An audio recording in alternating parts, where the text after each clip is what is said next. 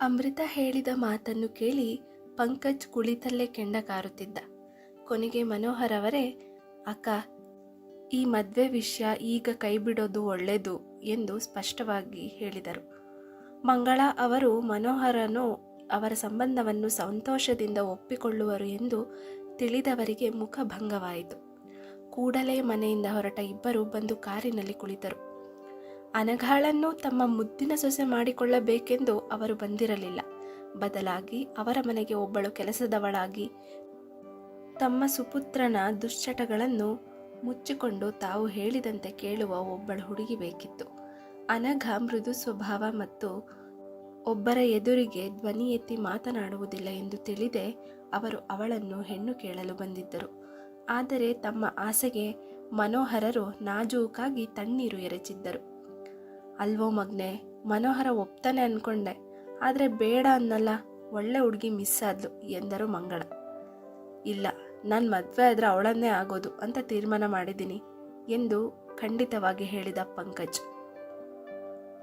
ಈ ಮಾತನ್ನು ಹೇಳಿದ್ದು ಅವಳ ಮೇಲಿನ ಪ್ರೀತಿಯಿಂದಲ್ಲ, ಆದರೆ ಅವಳ ಸೌಂದರ್ಯಕ್ಕೆ ಮಾರು ಹೋಗಿದ್ದವನು ಅವಳನ್ನು ಆಸೆ ಪಟ್ಟಿದ್ದ. ಅಮೃತಾಳ ಮೊದಲ ವರ್ಷದ ಕಾಲೇಜ್ ಎಕ್ಸಾಮ್ ಮುಗಿದು 2ನೇ ವರ್ಷದಲ್ಲಿದ್ದಳು. ಈ ನಡುವೆ ಅಮೃತ ಅಕ್ಷಯ್ನ ಕ್ಲಾಸಿನಲ್ಲಿ ತುಂಬ ಜಾಗರೂಕವಾಗಿದ್ದಳು. ಯಾವುದೇ ಪ್ರಶ್ನೆ ಕೇಳಿದರೆ ಪಟ್ಟಂತ ಉತ್ತರ ಹೇಳಿ ಭೇಷ್ ಎನಿಸಿಕೊಳ್ಳುತ್ತಿದ್ದಳು. ಅಕ್ಷಯ್ನಿಗೂ ವಿದ್ಯಾರ್ಥಿನಿಯಾದ ಅಮೃತಾಳನ್ನು ಕಂಡರೆ ಅಭಿಮಾನವಿತ್ತು. ಒಂದು ದಿನ ಸುಗುಣ ಕ್ಲಾಸ್ಗೆ ಬಂದವಳು ಸ್ವಲ್ಪ ಸಪ್ಪೆಯಾಗಿದ್ದ. ಅವಳು ಯಾರೊಂದಿಗೂ ಮಾತನಾಡಲಿಲ್ಲ. ಅವಳನ್ನು ಹಾಗೆ ಕಂಡ ಗೆಳತಿಯರಲ್ಲಿ ಅಮೃತ, ಯಾಕೆ ಸುಕ್ಕು, ಏನಾಯ್ತೋ, ಯಾಕೆಷ್ಟು ಸಪ್ಪಗಿದೆಯಾ ಎಂದು ಕೇಳಿದಳು. ಯಾಕೂ ಇಲ್ಲ ಕಡೆ, ಕ್ಲಾಸ್ ಮುಗಿಲಿ, ಆಮೇಲೆ ಮಾತಾಡೋಣ ಎಂದಳು. ಪ್ರಮೋದ ಅದೇ ಕಾಲೇಜಿನಲ್ಲಿ ಮಾಸ್ಟರ್ ಡಿಗ್ರಿಯನ್ನು ಓದುತ್ತಿದ್ದ. ಯಾಕೆಂದರೆ ಬೇರೆ ಕಾಲೇಜಿಗೆ ಹೋದರೆ ಅಮೃತಾಳನ್ನು ನೋಡಲು ಆಗಲ್ಲ ಎಂದು. ಈಗ ಅಮೃತ ಮತ್ತು ಪ್ರಮೋದ್ ಮತ್ತವರ ಸ್ನೇಹಿತರು ಕೂಡ ಒಳ್ಳೆಯ ಗೆಳೆಯರಾಗಿದ್ದರು. ಪ್ರಮೋದ್ ಕೂಡ ಅಮೃತಾಳಿಗೆ ತನ್ನ ಪ್ರೀತಿಯನ್ನು ಹೇಳಿಕೊಳ್ಳಲು ಕಾತುರನಾಗಿದ್ದನು.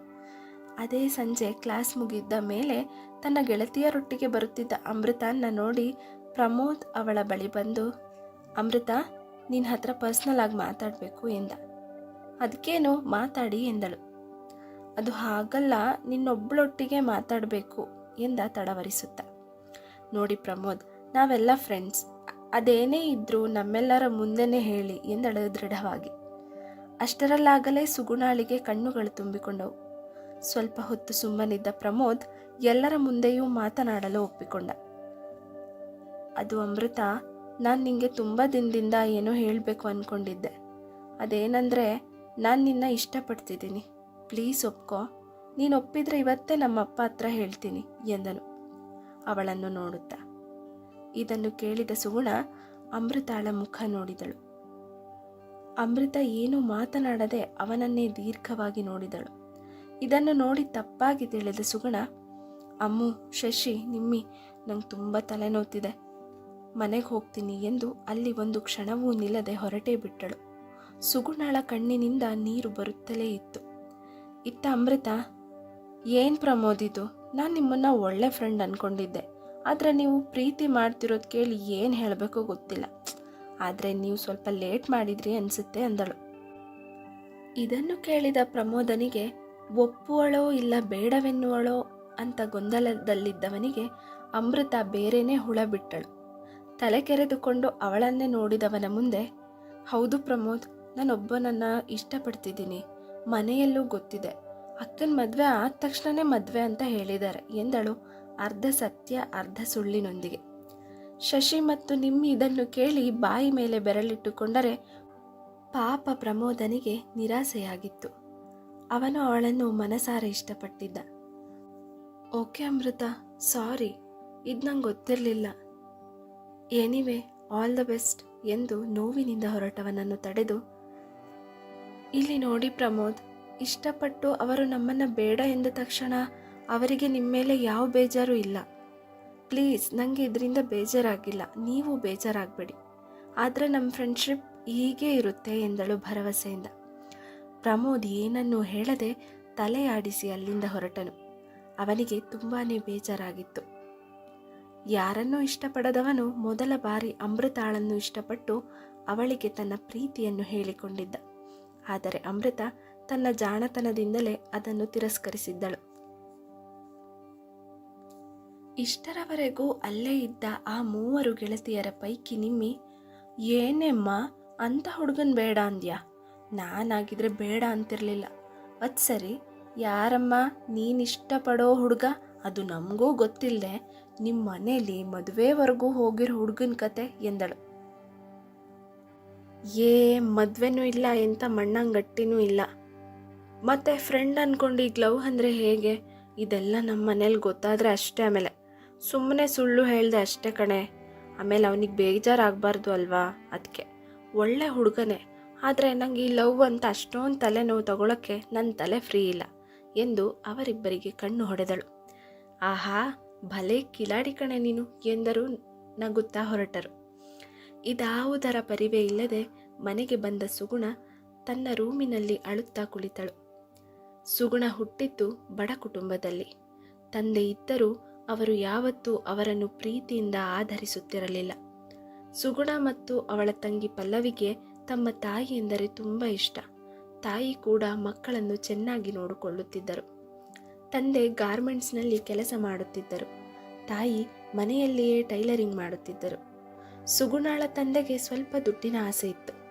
ಆದ್ದರಿಂದ ಡಿಗ್ರಿ ಮುಗಿಯದ ತಮ್ಮ ಮಗಳನ್ನು ಮದುವೆ ಮಾಡಲು ಹೊರಟಿದ್ದರು. ಇದಕ್ಕೆ ಅವಳ ತಾಯಿ ವಿರೋಧಿಸಿದಾಗ ಅವರಿಗೆ ಹೊಡೆದು ಬಡಿದು ಮಾಡಿದ್ದರು. ಇದರಿಂದಲೇ ಅವಳು ಇಂದು ತುಂಬ ಬೇಜಾರಿನಲ್ಲಿದ್ದಳು. ಸೂಕ್ಷ್ಮ ಸ್ವಭಾವದ ಹುಡುಗಿ ಸುಗುಣ. ಪ್ರಮೋದನನ್ನು ಕಾಲೇಜಿನ ಮೊದಲ ದಿನದಿಂದಲೇ ನೋಡಿ ಇಷ್ಟಪಟ್ಟಿದ್ದಳು. ನೋಡುತ್ತಾ ಅದು ಗಾಢ ಪ್ರೀತಿಯ ಸ್ವರೂಪ ಪಡೆದಿತ್ತು. ಇತ್ತೀಚೆಗೆ ಅವರ ಗೆಳೆಯ ಗೆಳತಿಯರ ಸ್ನೇಹ ಚೆನ್ನಾಗಿದ್ದರಿಂದ ಮುಂದೊಮ್ಮೆ ಹೇಳೋಣವೆಂದುಕೊಂಡಳು. ಅವಳ ಮನೆಯ ಪರಿಸ್ಥಿತಿಯ ಜೊತೆಗೆ ಇಂದು ನಡೆದ ಘಟನೆ ಕೂಡ ಅವಳನ್ನು ಆಘಾತಗೊಳಿಸಿತ್ತು. ಪ್ರಮೋದನ ಮನಸ್ಸಿನಲ್ಲಿ ಅಮೃತಾಳಿಗೆ ಜಾಗವಿರುವುದನ್ನು ಕಂಡು ಅವಳು ಕರುಬಲಿಲ್ಲ. ಬದಲಾಗಿ ತನ್ನ ದುರದೃಷ್ಟಕ್ಕೆ ತನ್ನನ್ನು ತಾನೇ ಹಳೆದುಕೊಂಡಳು.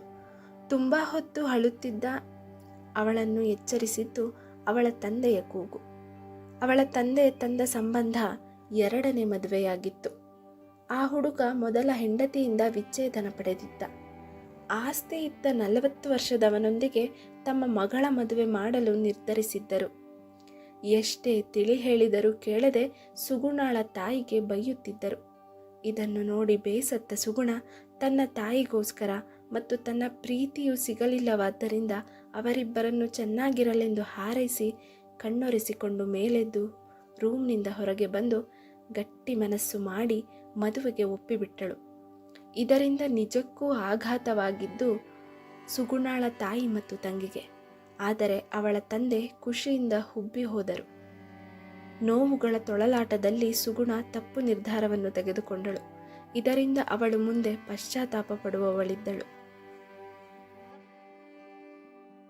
ನನ್ನ ಕಥೆಗಳ ಬಗ್ಗೆ ಹಾಗೂ ಪಾತ್ರಗಳ ಬಗ್ಗೆ ನಿಮ್ಮ ಅನಿಸಿಕೆಗಳನ್ನು ಕಮೆಂಟ್ನಲ್ಲಿ ತಿಳಿಸಿ.